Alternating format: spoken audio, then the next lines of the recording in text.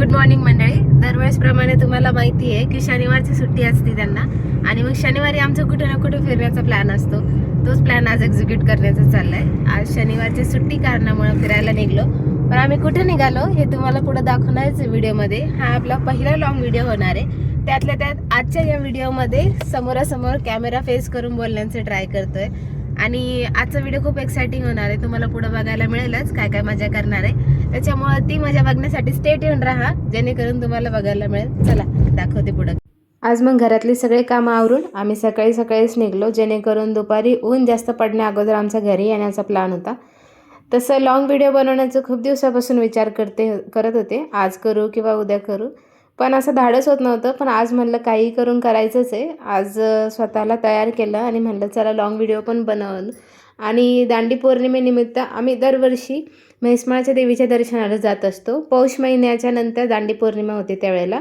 मग आमच्यासोबत चाचू आणि चाचीचा पण येण्याचा प्लॅन झाला. त्यांना रिसीव केलं आणि त्यानंतर आम्ही निघलो. आणि चाचू समोर बसल्यानंतर दक्षूचा आग्रह होता त्यांच्याजवळ बसण्याचा. त्यानंतर जुन्या देवीच्या मंदिरात जाण्याची इच्छा होती. दरवेळेस आम्ही नवीन मंदिरातच दर्शन घेतो, पण म्हणलं जुन्या मंदिरात पण जाऊन बघू देवीचं दर्शन घेण्यासाठी. त्यानंतर 1 ते 1.5 किलोमीटरमध्ये अशा अंतरावरती जुन्या देवीचं मंदिर आहे. आम्ही सगळे तिथे गेलो दर्शनाला. तिथं काही गर्दी पण नव्हती आणि मंदिर पण छोटंसं होतं. छान निवांत दर्शन झालं. आणि दगडावरती दक्षूचं असं खेळणं चालू होतं, कारण की मुलांना गावामध्ये असं भरपूर काही बघायला भेटतं, पण शहरामध्ये असं काही बघायला मिळत नाही. त्यानंतर तिथं दर्शन घेतलो आणि मग गावाच्या बाहेर असलेल्या मेन मंदिरामध्ये आम्ही दर्शनाला आलो. दर्शनाच्या वेळेस तिथं काहीच गर्दी नव्हती आणि दुकानं पण खूप कमी लागलेले होते. आज इलेक्शन पण होतं आमच्या इकडं, त्याच्यामुळं पण गर्दी कमी होती.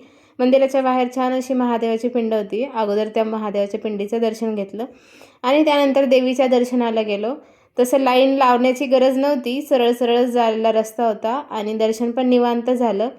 आता मंदिराचं काम भरपूर काही झालेलं आहे आणि मंदिरामध्ये खूप सुधारणाही झाल्या. अगोदर इतक्या सुधारणा नव्हत्या. मंदिराच्या बाहेरच फळं आणि फुलावाले बसत होते, पण आता सुटसुटीत मंदिर झालं आणि जेणेकरून भक्तांना पण दर्शन घेण्यासाठी छान वाटत होतं. आणि आज पहिल्यांदा चाची पण आमच्यासोबत आल्या होत्या, त्याच्यामुळं पण आम्हाला छान वाटत होतं.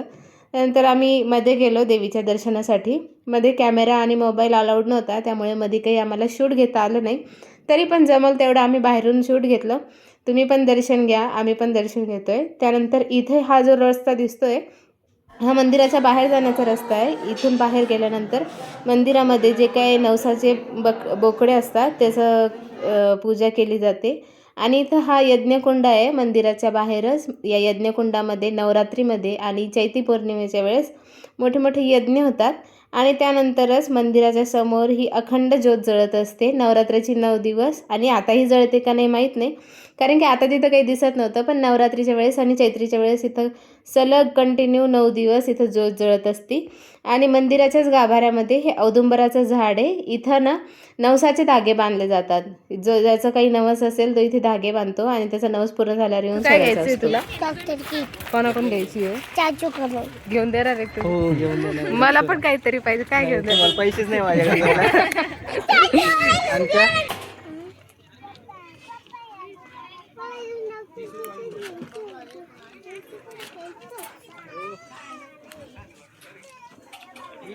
गोटे भाऊ हे तरी घेऊन द्या मग.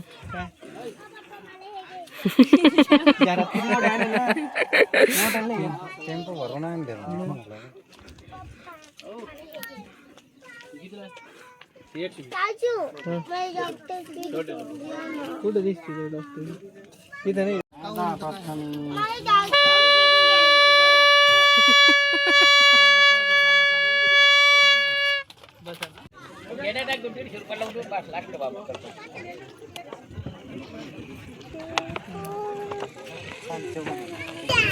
हे छान वाटतंय.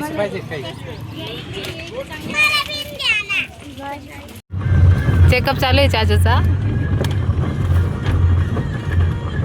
त्यानंतर मग आम्ही देवीचे दर्शन घेऊन झाल्यानंतर तिरुपती बालाजी मंदिराला आलो होतं दर्शन घेण्यासाठी. आता तुम्हाला दाखवते, मध्ये खूप सारे चेंजेस झाले.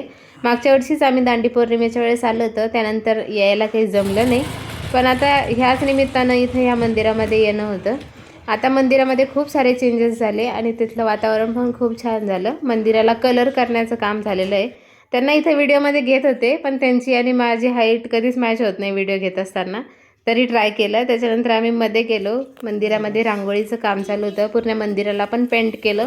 पूर्ण साऊथमध्ये जसं तिरुपती बालाजीचं मंदिराचं थीम आहे ना, तसंच करण्याचं त्यांनी ट्राय केलं. आणि सध्या तिथं खरंच जाऊन बघण्यासारखं वातावरण आहे. खूप ॲस्थेटिक वाटतं आणि खूप शांत वाटत होतं. त्यानंतर आम्ही तिथे निवांत दर्शन घेतलं. तिथेही गर्दी नव्हती. त्यानंतर आम्हाला प्रसादामध्ये गोड साबुदाण्याचा प्रसाद मिळाला, तो सुद्धा घेतला. आणि थोडा वेळ तिथं बसलो. तिथल्या वातावरणाला ॲब्झॉर्ब केलं. तिथली एनर्जी पण ॲब्झॉर्ब करून घेतली. त्यानंतर आमचा दक्षू पण तिथे जाऊन दर्शन घेऊन आलो. मध्ये कॅमेरा अलाउड नसल्यामुळे आम्ही बाहेरूनच मंदिराचे फोटोज आणि व्हिडिओज घेतले. पुढे तुम्हाला दाखवतेच.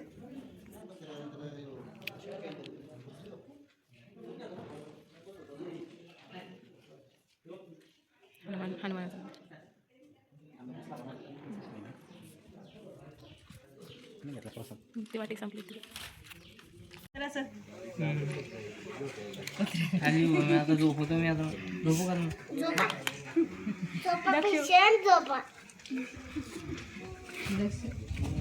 डॉगी का ते? डॉगीची गोळी द्यायची म्हणजे चाचू मला असं नका म्हणू.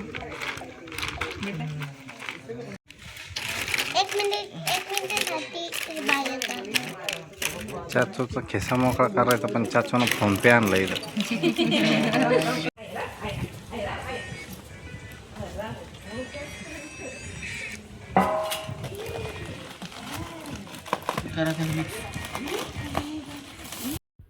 दरवेळेस प्रमाणे मग आम्ही पण इथे भेळ बनवली. सगळं साहित्य आम्ही घरूनच घेऊन आलो होतो. आणि मग त्यानंतर भेळ खाऊन झाल्यानंतर दक्षूचं आणि त्याच्या बाबांचं असं फुगडीचं खेळणं चालू होतं. त्यानंतर आम्ही थोडेफार तिथं फोटो काढले आठवण म्हणून आणि परतीच्या प्रवासाला लागलो. व्हिडिओ कसा वाटला, काही चेंजेस करण्याची गरज आहे का, पहिला लॉंग व्हिडिओ होता तो जमला का, हे कॉमेंटमध्ये भरपूर सजेशन मला द्या, जेणेकरून मला पुढचे व्हिडिओ बनवण्यासाठी इन्स्पिरेशन मिळेल. आणि त्यातल्या त्यात काही जर चुका झाल्या असेल पण ते पण चेंज करायला मला समजेल. आणि मग शेवटी परतीच्या प्रवासाच्या दरम्यान मग चाचूला आणि छोट्या चाचीला सोडायची वेळ आली होती. त्यांना बाय केलं आणि त्यानंतर आम्ही घरी निघालो. व्हिडिओ कसा वाटला, आवडला असेल तर लाईक करा. आता कुठं जायचं? कुठं जायचं दक्षू? आता घरी जायचं, लय थकलो आणि बोर झालं. नाही कुठं जायचं? जत्रेला. आता जत्रा जाऊन आलो ना. जत्राच नाही भेटली ना. मग एवढं जत्रा फिरून मी तो म्हणतोय जत्राच नाही भेटली. घरी जायचं आता. ठीक आहे.